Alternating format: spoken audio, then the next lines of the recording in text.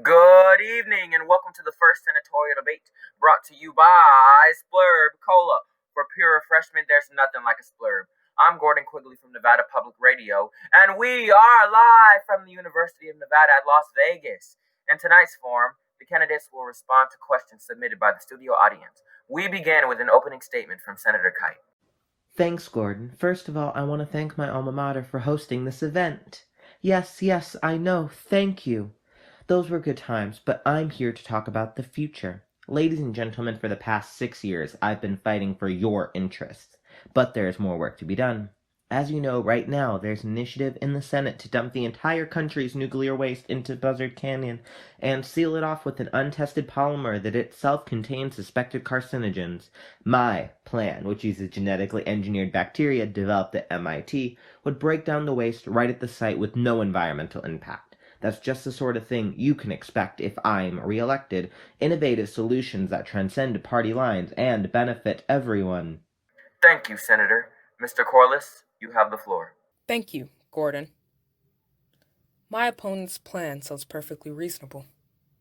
And that's why it's so dangerous. If you listen to the words he uses, loaded, petty, scatological words like dump and toxic and waste, you get the impression that our country's nuclear surplus material is somehow dirty, poisonous, or offensive. It's a transparent attempt to demonize the very industries that supply power to millions of Americans like you and me. If he succeeds, next thing you know, the government swoops in with crippling regulations. Nuclear plants go bankrupt, forcing an energy crisis. Small businesses and family farms shut down. Senior citizens die of heat stroke for lack of air conditioning. All because Senator Kite let his hysterical, pseudoscientific fantasies about magic bacteria destabilize our economy. Thank you, Mr. Corliss. General Mayhem? Thanks, Gordon. I'd like to start by posing a question to the public. I want you to look in your heart and ask yourself, are you really gonna vote for a man named Leslie? Because that has to be the fruitiest name for a man I have ever heard in my life. Excuse me? I mean, how did you get through grade school in one piece? And what the hell were your parents thinking? You've got brothers named Susie and Fifi? Thank you, General. I'd like to remind the candidates to refrain from addressing each other directly. Mr. Corliss, you may draw the first question from the audience. Thanks, Gordon. This is from Ann Garland in Beatty. She says, my husband was recently laid off from his truck route. What will you do to protect jobs in Nevada? Well, Ann, I'm glad you asked. Because Senator Kite's trying to eliminate hundreds of trucking jobs right now. I'm talking about thousands of men and women all over the country who would transport our nuclear surplus material to Buzzard Canyon. These are union jobs. They're high-paying jobs, and those jobs are in danger. Unless you let me stop the senator's brutal and senseless assault on the working class. You still have 10 seconds, Mr. Corliss. Well then, I'd like to add that all this nuclear surplus comes from the military bases and defense facilities that keep America strong. General Mayhem, your comment? Well, you gotta love how Leslie over here plays the military card. Because while Leslie here was lounging around Harvard Business Schools, I was fighting communism in Dominica. While Leslie was munching on strawberries and cream watching the boat races, I was crawling down in the mud, Charlie shooting at me from all directions, dragging a 19-year-old private on my back to some spider-infested cave so I could amputate his leg with a pocket knife and tie off the stump with a couple of dirty socks. Now, which one of us do you trust to fight for the American military? Can I just say, for the record, that I want to yell and never once watched a boat race. Gentlemen, we need to move on.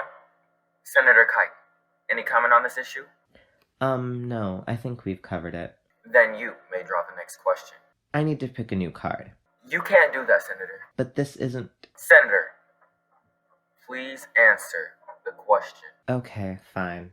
Were your wife and your old campaign manager involved in any backdoor negotiations? Backdoor is underlined and in quotes with a smiley face at the end. There's a pretty graphic illustration. Look, Do I need to go on? It's obviously an inappropriate and childish question, so let's not waste any time on it. I yield the floor. Oh, Mr. Corliss, any comment? Well, it seems like Senator Kite likes to enforce his opinions about which questions are appropriate and which are not. Hitler did that. So did Chairman Mao and Jimmy Carter, so I suppose he's in good company. And I suppose it's not politically correct of me to say so, but I believe there's a legitimate question as to whether he can really satisfy his constituents' needs. That is not a legitimate question. Gentlemen, please. General Mayhem, you have 30 seconds. Well, I also think it's fair to raise legitimate questions. So here's a legitimate question for you. Does Leslie Corliss sanction bestiality?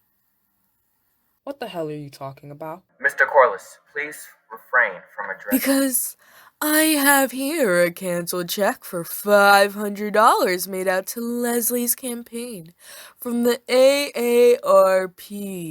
I'm proud to support our senior citizens in their struggle against onerous regulations. I'm talking about the other AARP, Leslie, the Alliance for Animal Romantic Partners.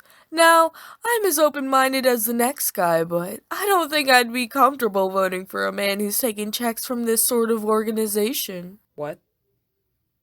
That can't be right. Show me that check. Why don't you come here and take it? General Mayhem, please refrain from addressing... Don't make me come up there! Sorry. Tell you what, Leslie, if you're absolutely sure you didn't take this check, I'll hang on to it and release it to our friends in the news media at the end of the night. But if you're not sure, in other words, you need to verify whether or not your campaign is being bankrolled by a bunch of hound humpers, come on over here and take a look-see. It's your funeral, and I guess it's my turn to pick, huh? Okay, let's see what we've got here. What's your policy on terrorism? Don't like it. How do you feel about gay marriage? Never tried it. Oh, here's a good one. Dear Nutjob, what the hell makes you think you deserve to be a senator? Well, let me tell you this, Mr. Ed Arbither from Winnemucca. It's a tough question, and I'm gonna give you a tough answer. I don't know if I deserve to be senator. That's up to you. But I'll tell you this. With me, what you see is what you get. I'm not going to tell you I'm a man of the people then drive away in a limo. I'm not going to tell you I'm fighting for your interests and then sell you out to my rich friends in the power industry. And I'll tell you one thing. I know exactly where my money is coming from. And it's not from a bunch of sickos who think Lassie is a love story. I do not take money from those people. Don't you ever cut me off while I'm orating. I've got no choice. You're completely out of order. Life is out of order, Leslie. Life is war. Get that through your pointy little Harvard head.